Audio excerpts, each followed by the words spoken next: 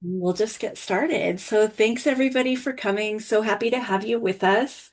Today, we're going to talk about learning without shame. We're going to talk about mistakes, we're going to talk about feedback, and we're going to talk about having that confidence when we do make a mistake because we're human and we err, and we know that that's the case sometimes. Before we get started, I just want to let everyone know that these 8 classes on childcaretraining.org are free. They're classes that 0 to 5 has brought to the table for you. And if you want to snap a picture of that QR code there, or you can head out to our website. We also have the link to these on our website. Those classes are free, and we would love to have you guys participate and earn some easy ECP credits. And again, I just want to talk to you really quickly about 0 to 5 Montana, and that we have a mission to work for our children for our future. And the vision at 0 to 5 Montana is that we are a Montana that's dedicated to every child. So if it's good for children, it's good for Montana. And that's how we feel about things at 0 to 5. And then at Montana Child Care Business Connect, which is the program side of 0 to 5 Montana, we want your childcare business to open, we want it to grow, we want it to sustain, and we want it to thrive, because every childcare business should be earning an income and making a profit. And so that's what we're hoping for you and your childcare business. We're on week 2 of this series, so happy that you're here with us today. Um, and let's just dive right into it, okay? So, just a show of hands, really quick. Who is comfortable with making mistakes? Anyone in the room comfortable with it? Some okay. Okay, so who feels really, really, really bad when they make a mistake? Like really hard on themselves, like over the top hard on yourself. I need to see how many we got in here. I got it. Those of us who are critical about mistakes, you're going to love today's class because I'm going to teach you to stop being critical of yourself. But also, we're going to talk about why being critical actually makes our brain stop functioning, and the danger and the negative effects that it can have for you for when you're trying to become better. So that's a good thing for you to think about. Alrighty, so let's just start off with, in childcare, gosh, you guys, mistakes, they feel very personal, don't they? And and that makes complete sense. We work with kiddos, we work with families, we have coworkers, we're in deep relationships with all of these people. So when something goes wrong, it doesn't just feel like a mistake in our work, it can feel like a mistake about us. And especially directors, leads, teachers, business owners, we really hold that really close to our chest when we have a mistake. Today, we are extremely intentionally separating who you are from what happened. Okay. A mistake is actually an event, it's just information. It's not a measure of your worth. It's not a measure of your professionalism. And it's not a measure of your commitment to the children that you work with and serve. This session is not about excusing harmful practices. We're not talking about that. And we are absolutely not talking about lowering standards. Okay. Today, we're just going to learn about how to grow without carrying shame on our backs. Because when we carry that shame on our backs, what happens is we shut down the opportunity to learn, and we close that growth mindset. So we talked about the fixed mindset and the growth mindset last week. We want to be working in that growth side of things all the time. When we're learning, we are growing. And when we carry shame with us, we close down that learning and growing opportunity. I'm going to keep looking in the chat for questions. You guys throw them in there, and if you have them, just pipe it in, so that we can make sure that we're meeting all your stuff. So mistakes do feel heavier in childcare than in many other professions. And that's really kind of for 3 main reasons. And that first reason is that, well, children are involved. When children are a part of this equation, everything just feels like the stakes are higher. Even a small misstep feels enormous because thank you. You guys care deeply about the children, about their safety, and about their development and well-being. And that's why you're doing an amazing job in an amazing profession that you're in. Second, our work is really public. So parents see us, licensing observes us, coworkers witness us. Our decisions in real time are on display all the time. And there's very little privacy to make a mistake quietly and then process it later. And then the third reason why mistakes feel heavy for you guys, especially, is the emotional stakes are high. Childcare is tied to identity, values, and love. And when something doesn't go well, our brain often interrupts it as danger rather than learning. Okay. And a growth mindset wants you to acknowledge this reality. It doesn't say that mistakes aren't easy. Okay. So mistakes aren't easy, right? So we're not going to say, oh, whoops, anyone seen the movie 10 Things I Hate About You? My favorite scene in that movie is when she crashes her car into the jerk's other car and she looks at her dad and goes, whoops. That's not what we're talking about here. What we're talking about is that you want to acknowledge things, but we want to save room for learning so that we can grow. And this is really tricky for those of you who are leaders in the room, because when you're working with your staff and things, and you want them to also not feel like they've made giant mistakes, you need to help them also have this growth mindset to let them know that there's room for learning in this.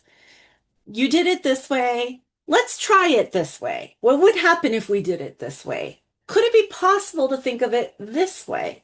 Those are all great ways to keep a growth mindset open when mistakes happen.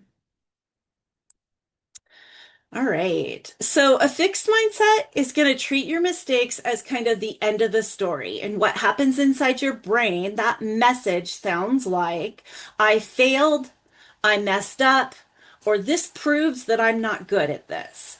Now, your brain is naturally wired to want to save energy. And what's happening inside your brain at this point is that it stops. And it's going to tell you to move on to something else that you could be more successful at. And that's a really strange self-preservation fact about the human mind. But if we can stop telling our brains that we failed and stop saying we messed up, and especially you guys stop saying, I'm not good at this, but instead, a growth mindset is going to sustain that story and keep that story moving. It's going to ask a different question. Instead, it's going to say, what does this action say about me? It asks, what did this teach me about me? That shift is powerful because it changes the brain's response. When the brain hears failure, it's going to shut down and it protects itself. When it hears language about learning and questions and curiosity, your brain stays engaged. As a matter of fact, it actually functions and fires with better intention and focus than in any other time throughout the day.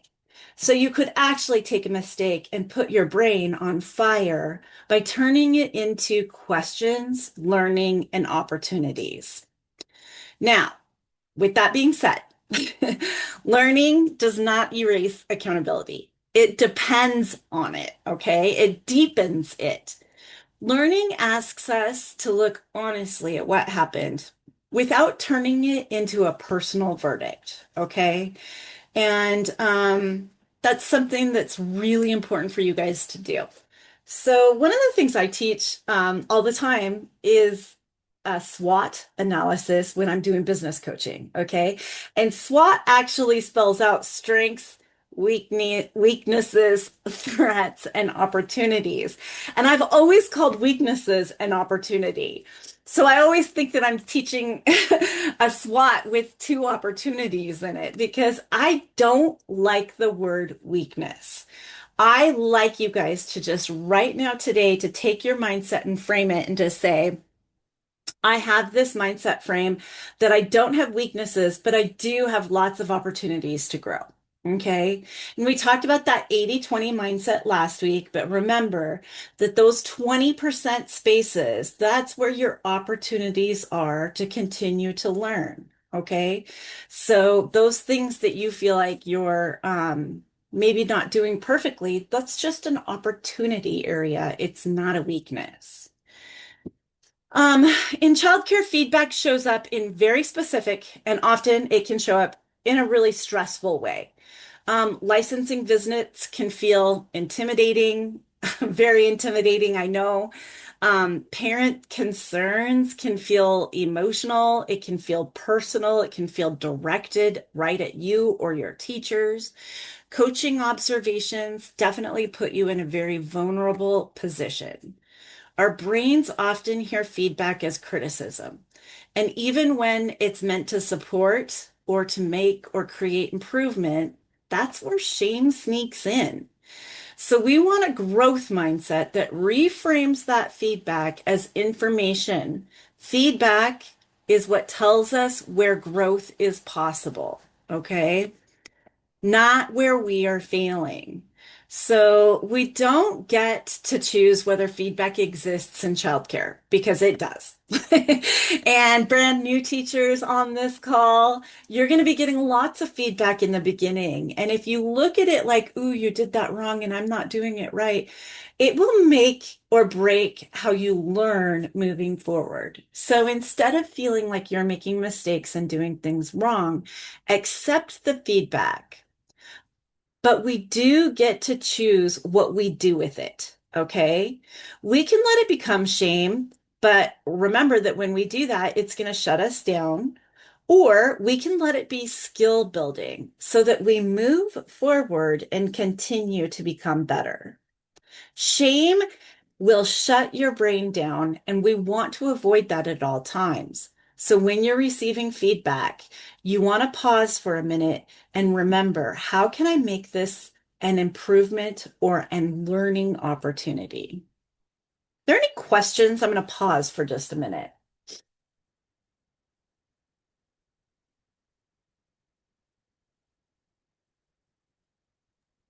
What if I we love get Ariel, I absolutely love what you put in there. That my motto is any positive progress, even a tiny bit, is progress and great. And we did talk about that last week, that progress, not perfection, that's a growth mindset. I love it. You were going to say something else.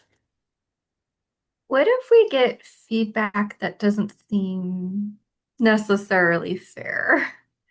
Yeah. Because I remember once I had the kids like in, I guess you would call it like an overflow room. Hmm. And then I had them like clean up when we were gonna leave, and there was like two toys that weren't put away. And so I was like, oh, well, it's pretty clean. Like it was just two toys. It wasn't like a whole mess of Hmm. stuff. Um, but my director was not happy about that. But then Hmm. there's times where I've seen where she's like closed out for the day and it's like, oh, okay, because it's like really crazy in there. Hmm.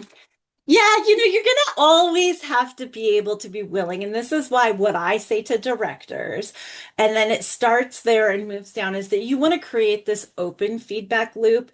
And Ariel, for someone like you, I would always say, oh my goodness, thank you so much for the feedback. We did spend a lot of time on cleanup. Here's how it ended with whatever, da da da.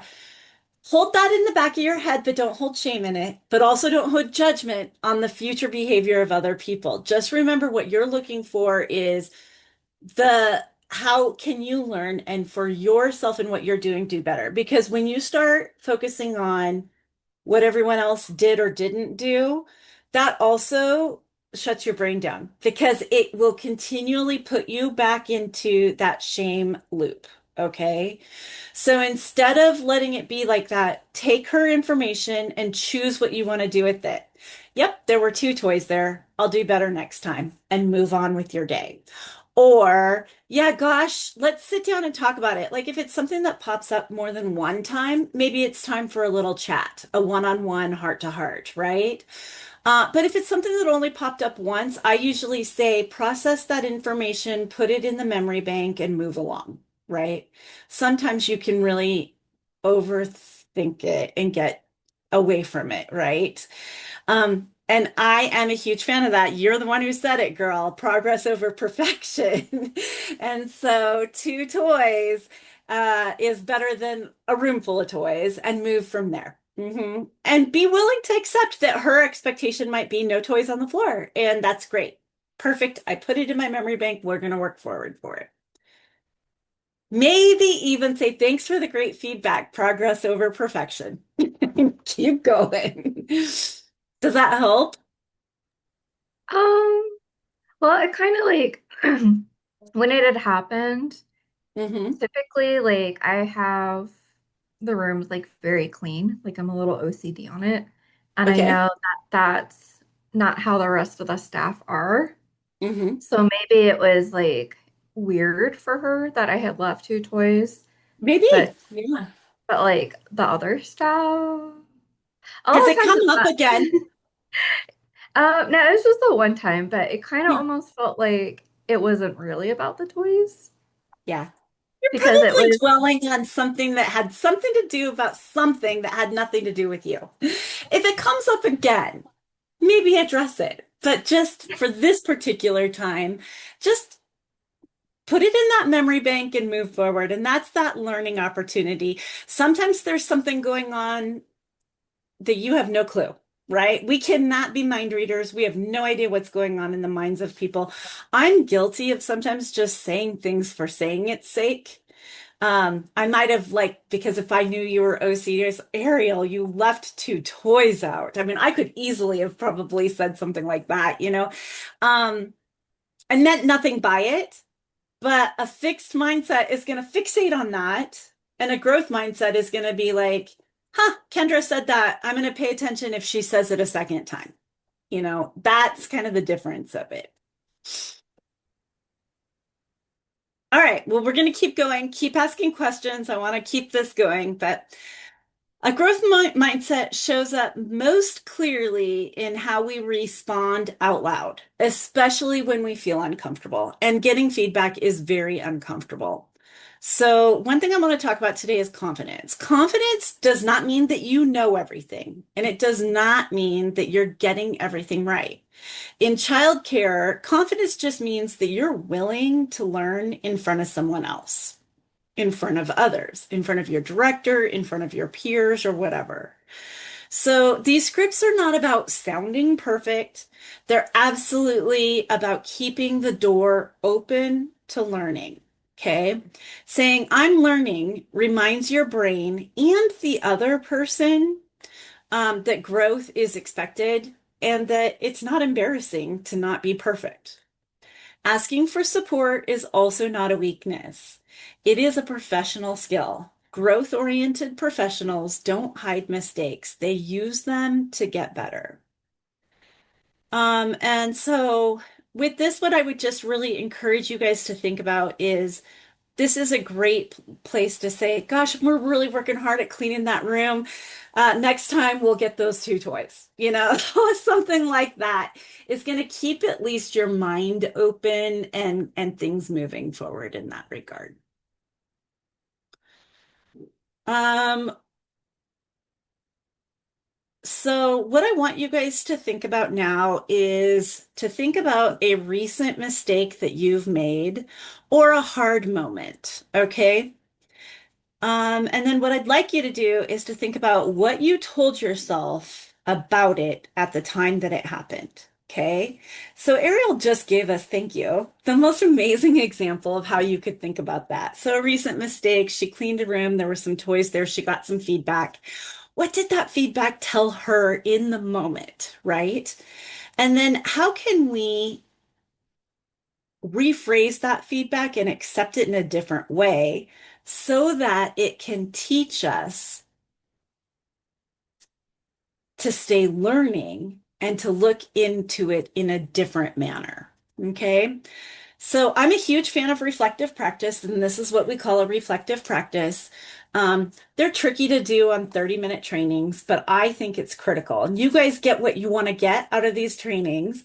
But if you were to take the time to just right now, to just take a minute to sit down and think about a recent redirection, a recent comment, a recent mistake or hard moment. A parent came in and said something. Um, what did you tell yourself? What was your internal conversation with you about that? And then, if you were to have kept a growth mindset and redirected that away from shame, but instead looked at it in a matter of learning, what could it have actually taught you? And if there's someone brave enough to come off mute and just really, really share an example where this has happened, I would love you to the end of the earth. I can. I just did this yesterday. Abby, I Um, love it. Thank you. so we had a student who came up crying. I was actually just typing this out to share. We had a student that came up yesterday and was crying, and it was like, no one wants to play with me.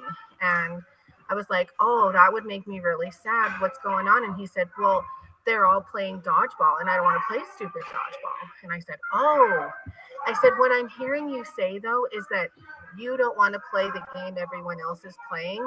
That does not mean that no one wants to play with you. I said it's important how we think about those things, because if we listen to that first thought, then that would make me pretty sad too if no one wanted to play with me. But that's not really what's Mhm. happening. It's that I don't want to play dodgeball. And those are two different thoughts that have two different feelings with them. And so, like, I Exactly. just did this with a student yesterday, and I used it as an example with my staff because it's also been a personal goal of mine for a few weeks to switch that Hmm. language, and like words matter when we comprise Hmm. thoughts, they affect how we feel. Yeah. And here's what I'm going to really say that I just love is that Abby used an example of how she had that conversation with a child. Because I think you guys, as a profession, are so good at showing the kids that they're not failures, that they're wonderful. But I think you guys are hard on yourselves. When that same scenario comes back on you, I'm going to challenge you to have the same internal thoughts that you have. I don't know what it is about you. I think it's because your hearts are amazing. You're many teachers are naturally a little more emotional, that it's easy to get into that fixed set of I'm horrible. And this is what I'm really wanting to take away today is that Abby beautifully helped that student have no shame, zero shame. She helped that student look at it for the reality that it is. And I want you guys to challenge yourselves to think of it the exact same way with yourselves, with who you are when you're dealing with it. Ariel, you want to say something, don't you? Um, is reframing misspelled on purpose? No, but thank you. Oh, oh, okay. I didn't know if it was like part of the slide, like it was supposed to No. be there. Did you guys hear my 20% strengths last week? That is my opportunity for growth. Is grammar. I will fix it though. Perfect. I love it. Okay, so what I want you guys to do is this week you have the opportunity to use this new lens. So when we remove shame and when we make room for growth and growth is what keeps us within our work and what we're doing and becoming, learning and adjusting and becoming skilled over time becomes second nature. Okay, so definitely take this week, take the opportunity to kind of look at your work with a different lens. Where you've closed yourself down and allowed shame to come in, start to slowly let it come out in a different way. Okay, Abby, I love the 8-second feeling rule. That's a very, very, very good suggestion.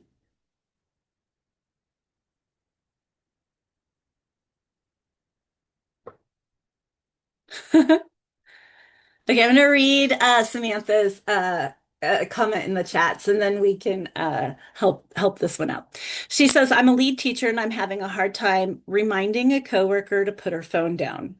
I don't want to micromanage. This has been something our director has told us to do over and over again. Her refusal to use active supervision while outside yesterday stressed my nervous system out the whole day. That was her hard moment. Okay. And then she says, I feel like I had just reminded her and I wouldn't have stressed out so bad about it. Um, so Sam, I love that you shared that on there. And oh gosh, we even had team members reframe to you, say that to you, but um, you guys, let's help Sam. What is something that she could do? So she's talking about how it personally stressed her out, right? She's taking on the responsibility of another provider in her program. How can Sam reframe that so that anyone come off mute and talk about it? I don't know if it would be reframing. It's like a suggestion. If there's any sort of like higher shelves or something, maybe the director could have a role where you guys keep your phones up there to promote Yeah. better supervision, but you only get your phone if it's like ringing or there's like a ding or something to make sure it's not Yeah. anything important. Yeah, that's an awesome way. Because sometimes if it's on you, it can be almost like a habit to just kind of like Mhm. fiddle. Mhm. And Sam, one thing that I would encourage you, because you do want to lead by example, so you're probably leading by example with that staff member already. You're probably not on your phone, which is why her being on it stresses you out, right? It's okay to say something like, hey, our goals or our mission or our vision or what we do here is that we're not on our phone. Do you want me to hold it for you? You know? You're welcome to honestly like be friendly and that sort of stuff. But you have 100% control over whether you let it stress you out or not, because your behavior isn't stressing out, right? It's not, I mean, your behavior isn't the incorrect behavior. You're stressing for kids and for the things that you love. And so in those cases, I always encourage people to pause and to take that 5 seconds and say, what's in my scope of control here? I can lead by example as her coworker, right? I can do that. That's in my scope of control. Feel good about doing that. And those are things to be, considering and thinking as you move forward with things like that. So I love it. Okay. Next week we're talking about redefining our work ethic. We're going to talk about effort, energy, and sustainability. And this is a great one to kind of continue on maybe Sam's discussion a little bit further next week and might use it in my examples as we do it. And then I just want to encourage everyone to please snap a quick picture of this QR code. I'm going to leave it up for you all to put into the so that we can have some feedback, some good feedback on how we are doing.